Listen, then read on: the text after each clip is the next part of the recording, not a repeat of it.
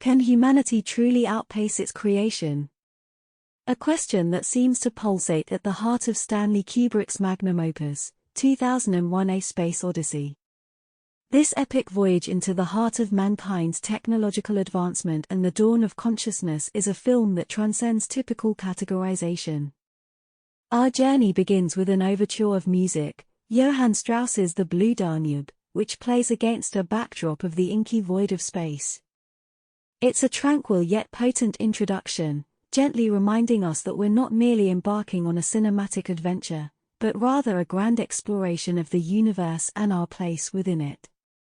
2001: A Space Odyssey is the profound commentary on human evolution.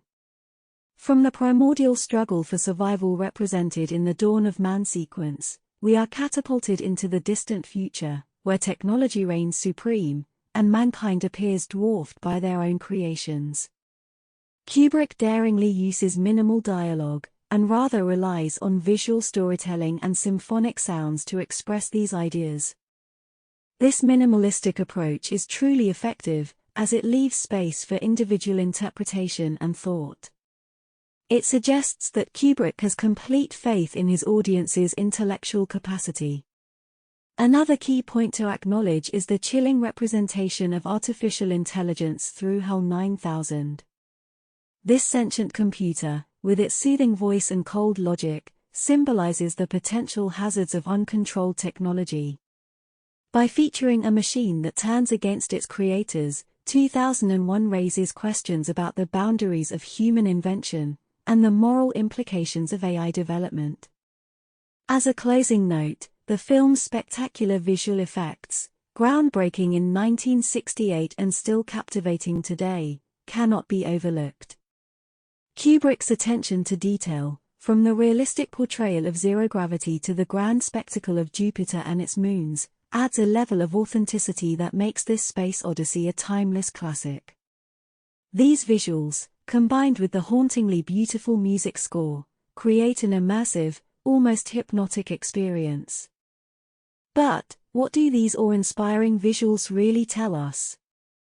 Do they encourage us to look beyond our terrestrial boundaries, or do they serve as a stark reminder of our infinitesimal insignificance in the grand cosmic theater? And with AI developments accelerating at an unprecedented pace today, can we truly foresee the consequences of our creations? Kubrick, perhaps, leaves these questions for us to ponder. In supporting this cinematic analysis, Roger Ebert, a renowned film critic, once said about 2001: A Space Odyssey, the genius is not in how much Stanley Kubrick does in 2001: A Space Odyssey, but in how little. This, in many ways, sums up the film's essence, and underlines the deft touch Kubrick brought to this masterpiece. A film that serves not merely as a story to be watched, but as an experience to be savored, contemplated, and carried with us into the far reaches of our future. The climax of 2001, A Space Odyssey, is a truly mind-bending sequence that has fascinated, confused, and enthralled viewers for decades. The climax commences when astronaut Dave Bowman, the film's protagonist, decides to disconnect HAL 9000, the ship's rogue artificial intelligence, after it has killed the rest of the crew. Bowman is the last remaining crew member of the Discovery 1 spaceship, heading to Jupiter after a mysterious monolith was found on the Moon and sent a signal in that direction. After disconnecting HAL, Bowman ventures in a pod towards a second, larger monolith orbiting Jupiter. As he approaches it, he is pulled into a psychedelic, multidimensional tunnel, an event famously referred to as the Stargate sequence.